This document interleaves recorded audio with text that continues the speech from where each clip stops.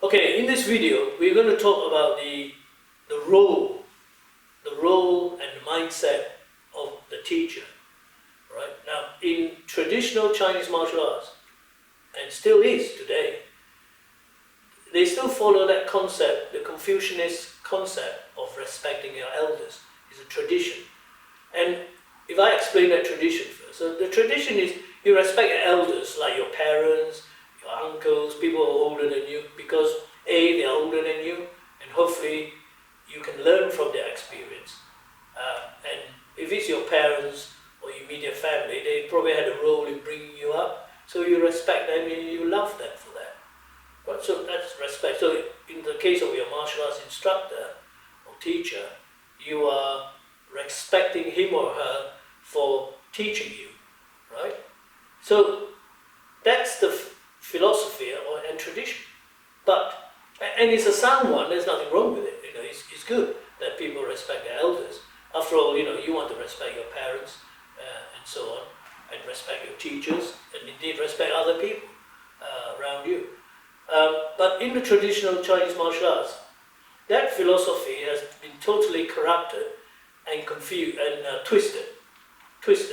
So it became, in reality, the concept that your student, I as a teacher, must never let my student outshine me, must never let my student become better than me technically. So that's totally, you can see that's totally bonkers. Because if you look at it logically, with every generation, so my student cannot become better than me, and I couldn't become better than my teacher, and so going back the generations. Then in a few generations, what have you got left? What have you got left in that system? All you got left is rubbish, isn't it? Because it's been reduced. You're on a downward trajectory, when you should be on an upward trajectory, progressing. Every generation should become better than the previous one, if possible. Should make small incremental progress or big progress, depending on what developments come along. But we mustn't have this mindset that your student must never become better than you, which is mad. Totally does not make sense whatsoever if you think about it. I mean, if I take the analogy, if you were a science teacher, and you're a damn good science teacher, but you never won the Nobel Prize, right? But then one of these days, you have a student who is so bright, actually went and win the Nobel Prize. So what are you going to do? You're going to say, oh no, my student has become better than me. I must go and commit suicide. It's a great dishonor. But it's not. It's a big honor. It's a big honor. You should be really proud that your student has achieved such great heights. And that's what a teacher should be. The essence of being a teacher is to, educate, inspire. Inspire is the key thing. Inspire your student to greater heights. Be way beyond what you yourself are capable of. That's so important. And to inspire and to educate and to enlighten your student. Teaching them to be wise, to be clever, to be smart, to have that right attitude and to think right. Because I tell you, people have so many wrong thoughts. So if you have that's the role of the teacher. And as part of your training, this video teaches you to be that, so that when you become a teacher, you don't get bound by the past again and say, oh no, my student can't become better than me. When I'm old and weak, he'll beat me up. That's not, if you teach your students properly, that's not going to happen, is it?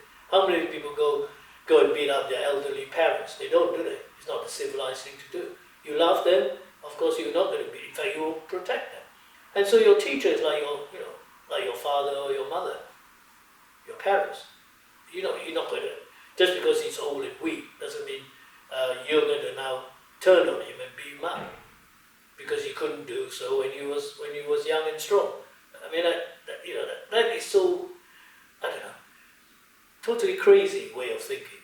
So having that right mindset and say, the role of the teacher is to actually teach, not just to teach the knowledge, but to actually inspire use your brain to look beyond your horizon, to realize your full potential. And everyone's potential is different, right? So the role of the teacher is to make the student rise to their full potential and not waste it. So that's a very valuable lesson. So if I can recall a story, which is a real life story, before I came to the UK many years ago, I went to see my teacher to say goodbye. You know, nice thing, polite thing to do, respectful thing to do. And he said, and I said to him, teacher, I will write to you regularly. And he looked at me and he said, don't waste your time. I said, are you upset with me? He said, no, I'm not upset with you. So what is it you want me to do then? I asked.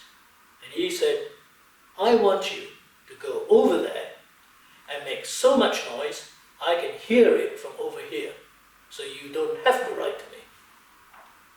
Now, you think about it, there he is, he's challenging me, he's inspiring me to rise up.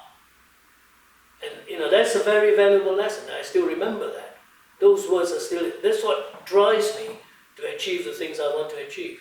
And so that's what a teacher's role should be, to inspire.